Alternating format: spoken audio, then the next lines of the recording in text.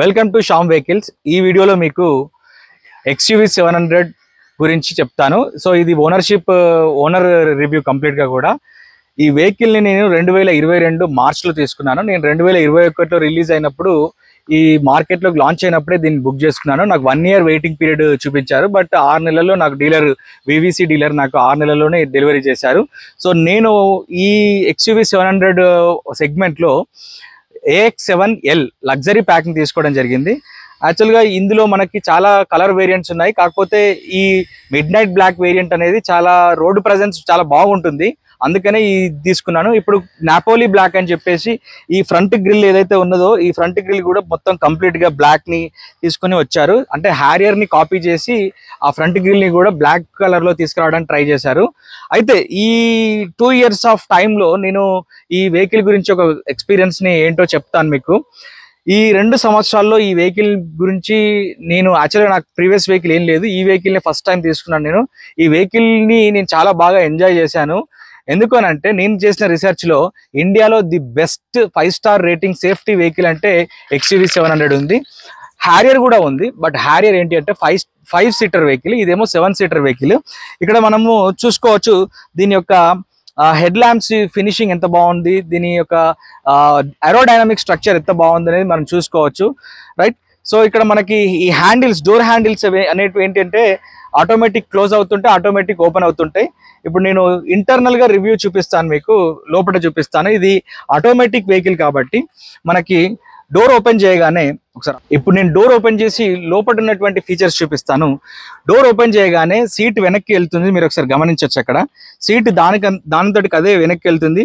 అదేవిధంగా డ్రైవర్ ఎప్పుడైతే దీంట్లోకి ఎంటర్ అవుతాడో ఆటోమేటిక్గా డ్రైవర్ ఎంటర్ అయిన తర్వాత ఆటోమేటిక్గా మీరు ఇక్కడ చూసుకోవచ్చు, ఆటోమేటిక్గా సీట్ అనేది దానంతట అదే అడ్జస్ట్ అవుతుంటుంది.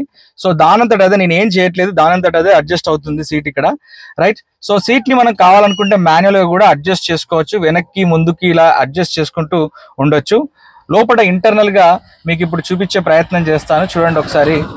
ఇంటర్నల్గా దీన్ని చూసుకుంటే ఈ కంప్లీట్గా కూడా మాన్యువల్ వెహికల్, ఆటోమేటిక్ వెహికల్ కాబట్టి మనము ఈ బ్రేక్ మీద కాలు వేసి డైరెక్ట్ స్టార్ట్ బటన్ నొక్కితే సరిపోతుంది, స్టార్ట్ అయిపోతుంది. ఇప్పుడు పార్కింగ్ లో ఉంది. ప్రతిసారి పార్కింగ్ లో ఉన్నప్పుడు ఇక్కడ మీకు ఈ రెడ్ కలర్ సింబల్ కనిపిస్తుంది కదా, పార్కింగ్ మోడ్ లో ఉన్నట్టు మనకు కనిపిస్తుంటుంది అన్నట్టు, రైట్.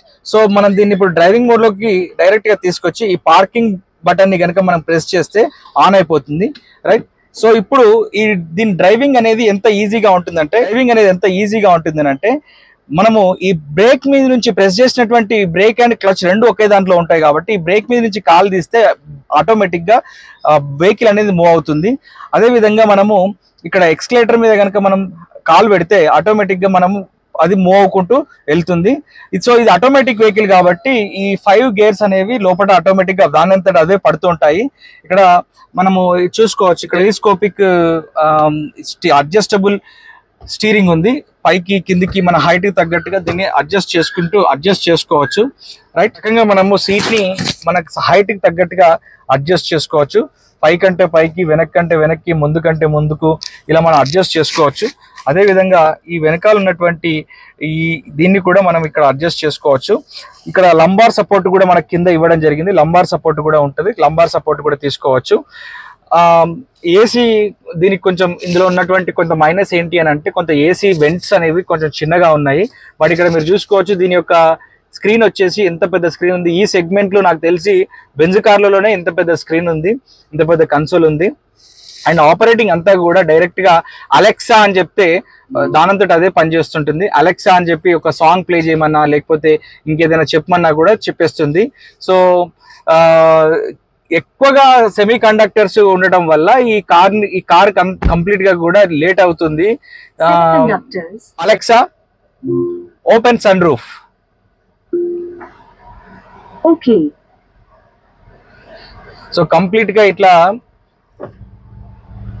మనకు కమాండ్ ఇస్తే అలెక్సా దానంతట అదే ఆటోమేటిక్ గా చేసుకుంటూ వస్తుంది అన్నట్టు. అదేవిధంగా అదేవిధంగా ఇక్కడ ఈ మిర్రర్ ని Alexa open the window. Okay. దానంతట అదే ఇట్లా ఓపెన్ చేసుకుంటుంటది, దానంతట అదే చెప్పుకుంటుంటది. కంప్లీట్ గా ఇది ఒక ఆటోమేటిక్ వెహికల్, పర్ఫెక్ట్ ఇండియన్ రోడ్స్కి పర్ఫెక్ట్ వెహికల్ ఇది. సో 700లో ఇది లగ్జరీ వెహికల్ కాబట్టి, లగ్జరీ మోడల్ కాబట్టి ఇందులో మీరు చూసుకోవచ్చు చాలా ఫైన్ ఫినిష్డ్ లెదర్తో మనకి సీట్లు వచ్చినాయి. చాలా కంఫర్టబుల్గా సీట్లు అయితే చాలా కంఫర్టబుల్గా ఉన్నాయి. సో ఇక్కడ మనకు సీట్లకు కొన్ని వెంట్స్ కూడా ఉన్నాయి. కాకపోతే ఇది ఏంటంటే వెంటిలేటెడ్ సీట్స్ కోసం ఇచ్చామని చెప్పి వాళ్ళు చెప్పారు. బట్ వెంటిలేటెడ్ సీట్స్ ఆప్షన్ దీనికి లేదు. ఇక్కడ మీరు చూసుకోవచ్చు, ఇక్కడ మనం ఏదైనా స్టోర్ చేసుకోవడానికి, ఫుడ్ అది స్టోర్ చేసుకోవడానికి, ఏదైనా కోక్ టిన్స్ లాంటివి పెట్టుకోవడానికి ఇక్కడ మనకి ఒక స్పేస్ అయితే ఉంది. 2 కప్ హోల్డర్స్ ఇక్కడ ముందు ఉన్నాయి. ఈ గేర్ నాబ్ వచ్చేసి కొంచెం మామూలుగానే ఉంది. గేర్ నాబ్ యాక్చువల్గా కొంచెం ఇంకా బాగా ఇచ్చింటే బాగుండేది. అదేవిధంగా ఇక్కడ మనకు 2 USB పిన్స్ ఉన్నాయి. ఒకటేమో పెన్ డ్రైవ్ పెట్టుకోవడానికి, ఒకటేమో ఛార్జింగ్ పెట్టుకోవడానికి. అదే విధంగా ఇక్కడ కింద మనకు చూస్తే ఇక్కడ మనకు వైర్లెస్ ఛార్జింగ్ పోర్ట్ కూడా ఇక్కడ ఉంది. ఓవరాల్గా ఇది ఒక కంఫర్టబుల్ వెహికల్, చాలా కంఫర్టబుల్గా ఉంటుంది. డ్రైవింగ్ చేసినప్పుడు కూడా మనం చాలా కంఫర్టబుల్గా, స్టీరింగ్ కానీ ఏదైనా కూడా మనకు చాలా కంఫర్టబుల్గా ఉంటుంది.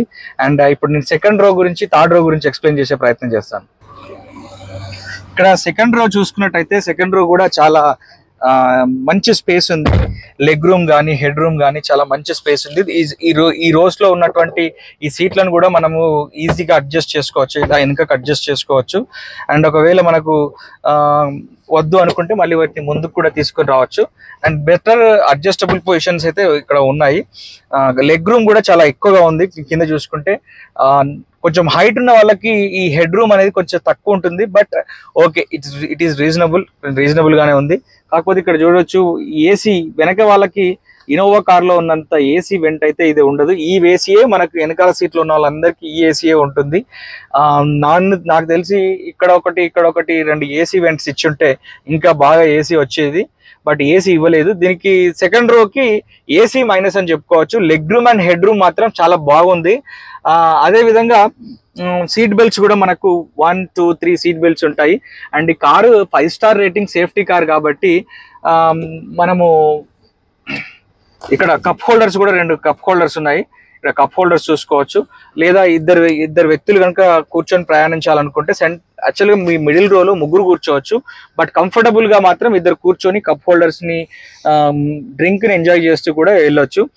ఎలాంటి బాడీ రోలింగ్ కానీ, వైబ్రేషన్ కానీ ఉండదు మనం డ్రైవ్ చేస్తున్నప్పుడు. అండ్ ఇక్కడ చూడొచ్చు, ఈ 7 కంప్లీట్ గా 7 ఎయిర్ బ్యాగ్స్ ఉన్నటువంటి ఈ కార్ కాబట్టి ఇక్కడ మనం చూడొచ్చు. రైట్, ఇప్పుడు నేను బ్యాక్ రోకి వెళ్తున్నాను, వెనక రోకి వెళ్తున్నాను. వెనక రోలో కూడా వెనక రో కొంచెం మనకు కంజెస్టెడ్ గానే ఉంటుంది. కొంచెం హైట్ తక్కువ ఉన్న వాళ్ళు అయితే పట్టొచ్చు. రైట్, సో ఇంతకుముందు నేను అది సరే కొంచెం సీట్ ని వెనక్కన్నాను కాబట్టి వెనక్కి వచ్చేసింది. కొంచెం ఇక్కడ వెనకాల 2 కంఫర్టబుల్ గా కూర్చోవచ్చు. చిన్నపిల్లలు అయితే 3 కూడా కూర్చోవచ్చు.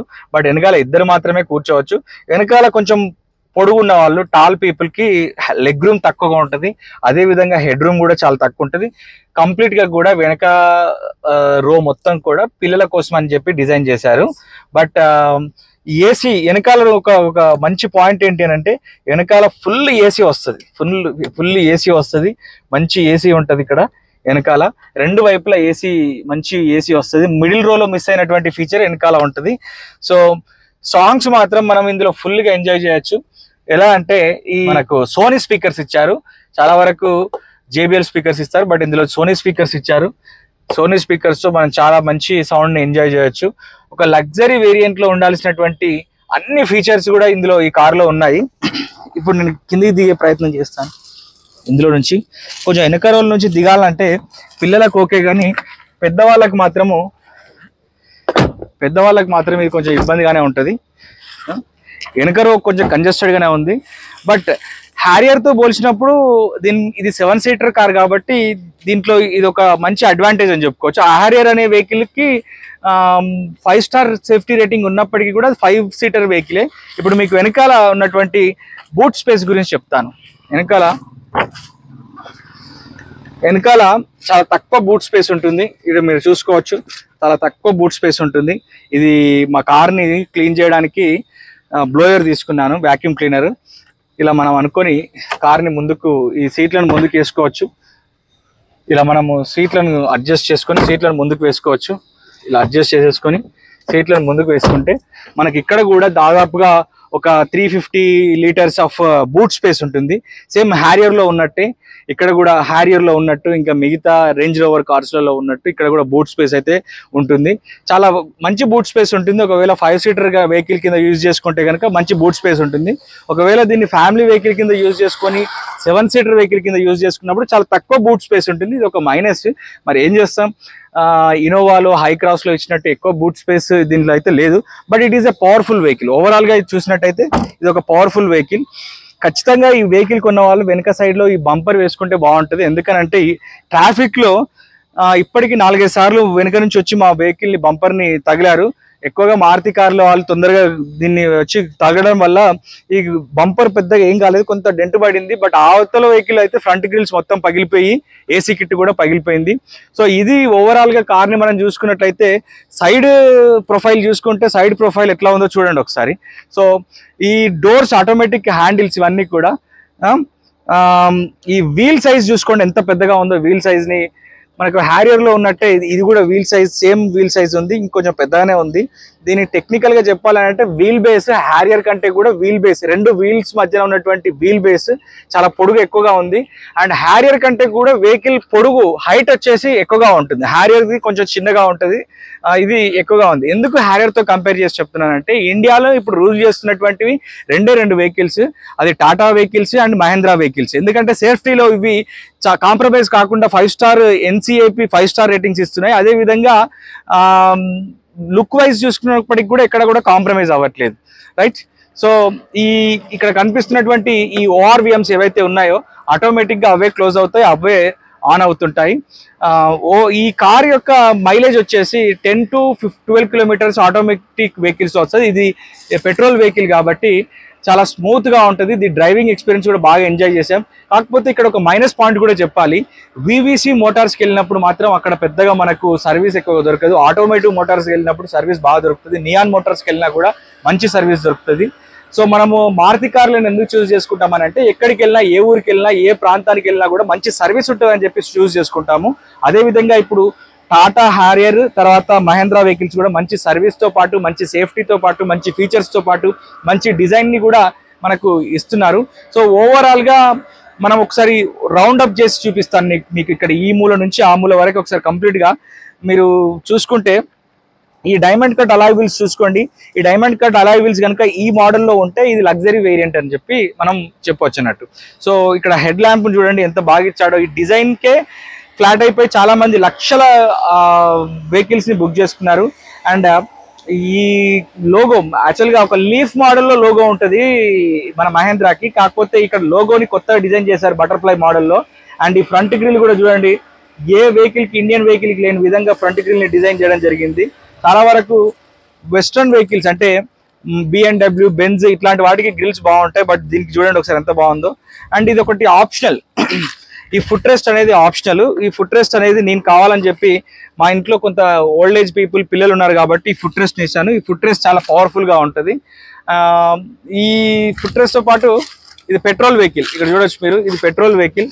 పెట్రోల్ ఎందుకంటే డీజిల్ వెహికల్స్ చాలా త్వరగా ఫేజ్ అవుట్ అయిపోయే అవకాశం ఉంది కాబట్టి పెట్రోల్ వెహికల్ని మేము తీసుకోవడం జరిగింది. సో దీనికి కొంచెం లైఫ్ ఎక్కువగా ఉంటుంది అని చెప్పి, అండ్ సర్వీస్ కాస్ట్ కూడా చాలా తక్కువగా ఉంటుంది. ఇప్పటి వరకు అయితే నేను ఒక ఎన్ని కిలోమీటర్లు నడిపించానో చూపిస్తాను, రండి ఒకసారి.